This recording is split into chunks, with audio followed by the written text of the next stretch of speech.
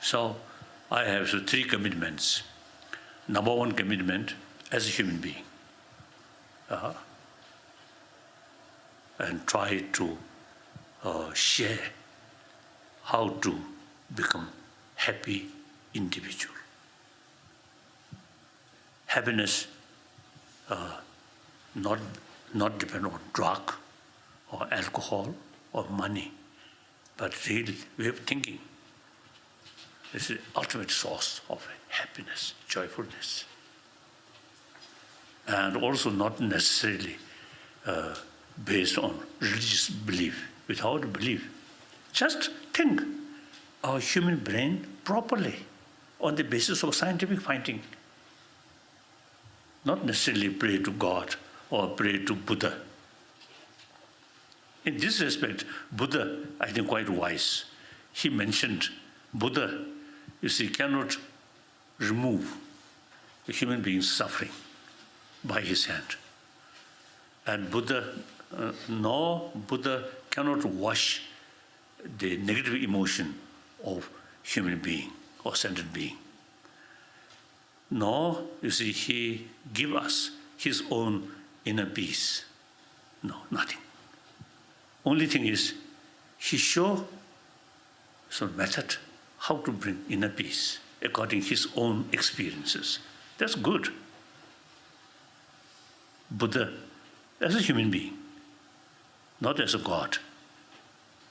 Of course, the theistic religion, everything in God's hand. That's also good. What is the main message of God is love. The definition of God itself, infinite love. Wonderful. According to theistic religion, God is creator. So our creator, as our father, infinite love. So we all children of that God. So we all brothers, sisters. And our God, infinite love. So we children of that kind of God. So we should be more compassionate brothers, sisters. Wonderful. Including some Buddhist deities, the Hindu deities, some are very wrathful. One time I met one Japanese who visited Tibet, and he's seeing many temples. Then he came here. He asked me, why Buddha's teaching is compassion. In Tibet, many temples, particularly a little bit dark temple, some wrathful deities there. So one occasion, he lost his sleep because of fear. So some, including some Buddhist deities, are quite wrathful. So these are some different purpose. It is okay. But basically, all religion teach us love, forgiveness, tolerance. And then today, I think among 7 billion human beings, about 1 billion non-believer. These are also human brothers, sisters. Whether they accept or not, they're actually the children of God. So they also, you see, need human love. So according in our Indian tradition, secular, individual, whether believer or non-believer, or this religion or that religion, but all should be more warm-hearted person, more compassionate person.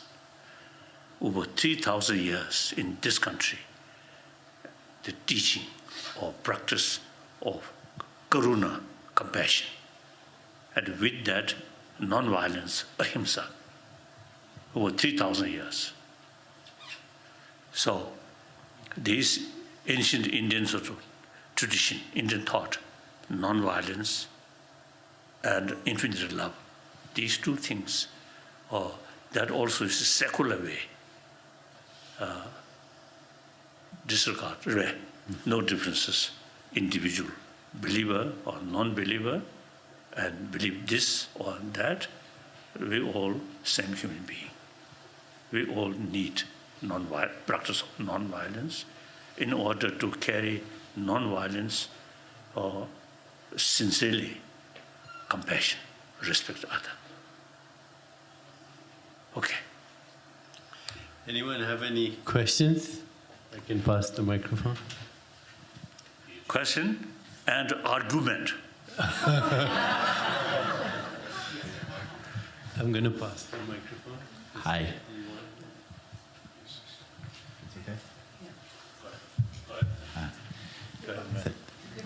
Thank you, Your Holiness. So grateful to be here with you in your loving presence.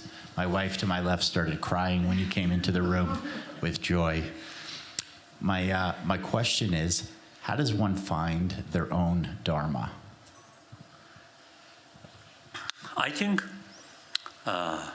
like medicine, we cannot say,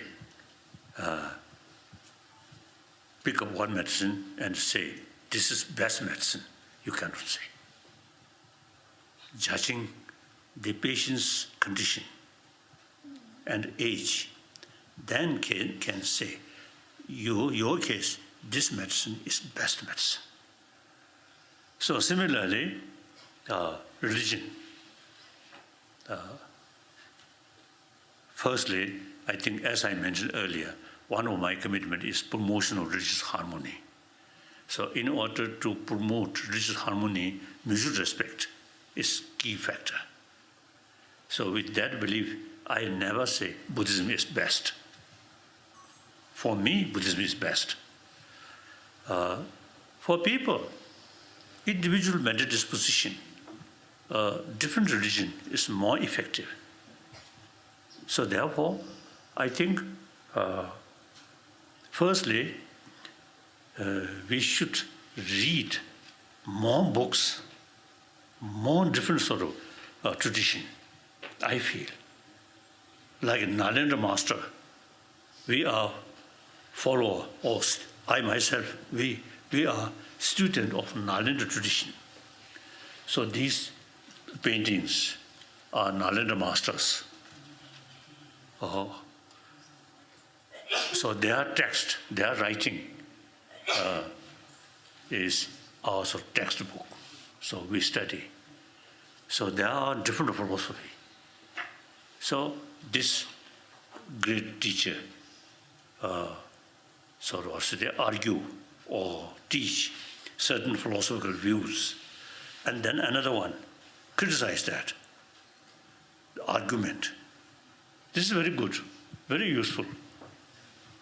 Just one source and believe, faith, not good. Then our human brain, you see, there is real sort of potential to analyze. So then just to believe one thing, then waste it, you see, this brain. So look, many different things, and then analyze by yourself. Fully utilize human intelligence. Then you find, this teaching, when you find some more convincing, more effective, your brain, particularly your destructive emotion, then you can say, for me, this sort of tradition is best. Otherwise, we cannot say.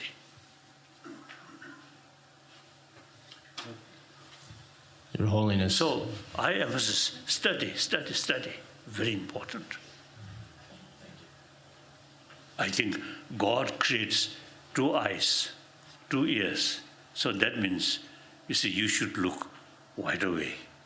You should listen this side. If just 1 ear, 1 eye, then just this one.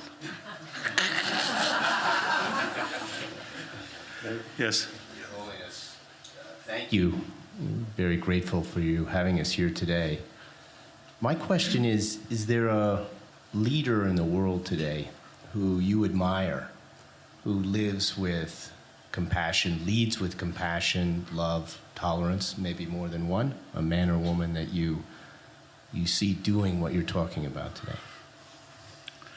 Of course, India's Mahatma Gandhi ji in modern time, although I never met. In my dream, I met Mahatma Gandhi ji when I was in Lhasa. He, I think, thoroughly educated in England, great lawyer. But after he returned, he practiced India's 1,000-year-old ahimsa, and including his dress, like ordinary Indian. No coat, suit, or tie like that. So that I really admire. And then India's first president, Rajendra Prasad. Really wonderful, really wonderful. Then the late Kasa, Willy Brandt Kasa, Willy Brandt, the German chancellor. I had some admiration. During Cold War, it's a delicate situation. He kept some contact with Brezhnev. It's good. The two blocs, NATO and Kasade, Warsaw Pact, and ready to shoot under such circumstances is to try to reach out. That's good, I feel.